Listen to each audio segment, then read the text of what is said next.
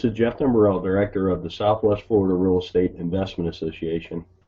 Here to talk about real-world real estate investing Part 1. This is going to be the first video in a longer series of videos. This mirrors presentations we have been doing in the Southwest Florida REIA for the last 3 months. Disclosure, we're sharing our own experiences and knowledge with you. Please do your own due diligence before utilizing anything here. This is not to be construed as investment advice, and you should seek competent counsel before trying this at home. In the past 3 years, we've assisted and advised and had ownership interests in several private equity entities that employed over $14 million in capital in the Florida market, which gave us not only unique insight as to the amount of business we've done, it also gave us some great insight into how institutionalized investors employ capital.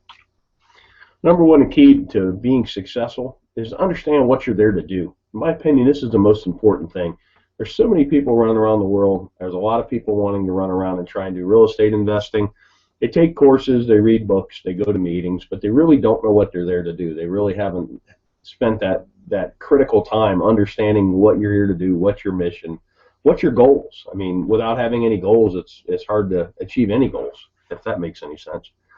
From our experience, the clearer the plan you have, you will be able to operate with a margin of safety. And that's the key word in this business, a margin of safety, because the ones that survive, last, and grow true wealth are the ones that don't make mistakes or make mistakes that you can recover from.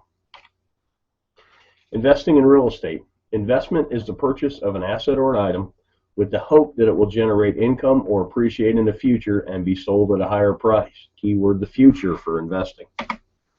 So what does that mean? The act of committing capital to an endeavor with the expectation of obtaining an additional income and or profit. That's what investing is. Something I've learned over the years is kind of like a narrative. It's a why in a road when you're talking to somebody that's in real estate. Are they a trader or are they an investor?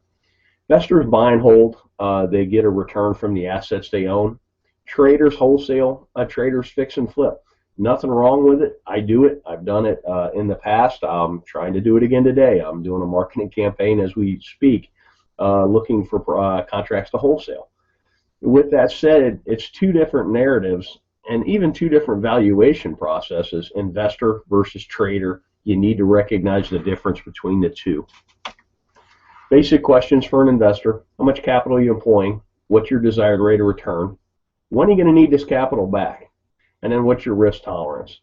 Those 4 questions are how you determine what you're there to do.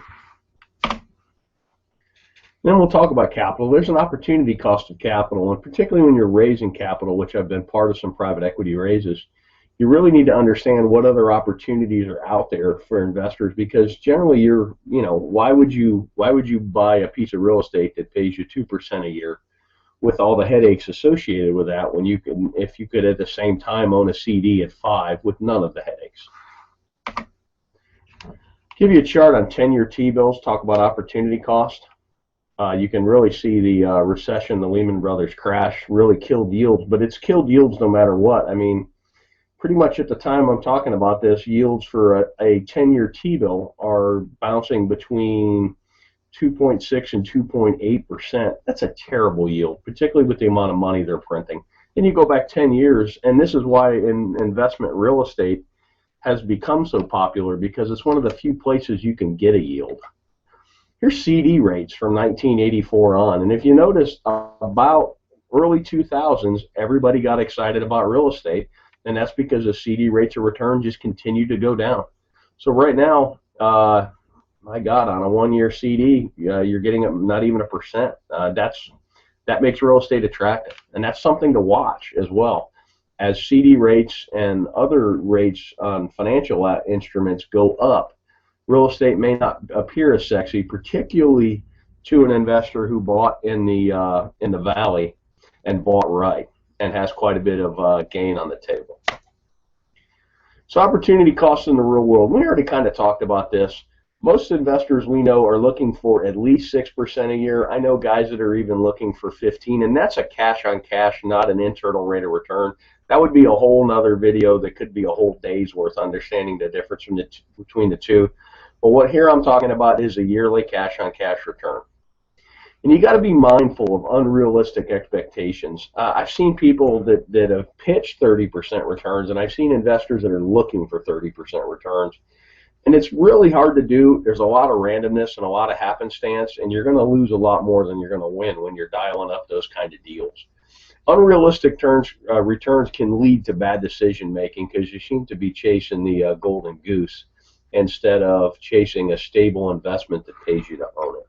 Let's talk about risk tolerance. These are two great quotes by Warren Buffett. And risk tolerance is really age dependent and your financial situation dependent as well. But here's a great quote. Look at the market fluctuations as your friend rather than your enemy.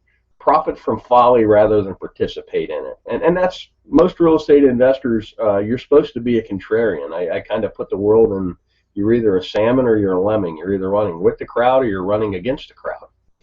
And here's another great one. The main danger is that the timid or beginning investor will enter the market at a time of extreme exuberance and then become disillusioned when the paper losses occur. The key is to not panic and do math-based risk assessments and then math-based evaluations and then sit down and decide what you're doing. You could have bought a home in Cape Coral, Florida at the height of the market at 320 and paid cash, held it all the way through the crash, and still got a better rate of return than CDs, and it's a terrible investment because your basis is so high. Or if you trade it out, you would literally be losing money. But it's sad but you actually would have outperformed the CD, and that's kind of a interesting thing. We did some case studies of people that had bought at the top and had they held and if they had mortgages, and I think that video is on our YouTube channel as well. Thanks for watching. You can always check out our website at SWFLREIA.com. There should be a link at the bottom of this video. If you're on our website, put yourself on our mailing list. We send out a lot of foreclosure information. We send out our meeting notices, and we also from time to time send out information like this. I hope this information is useful to you, and make it a great day.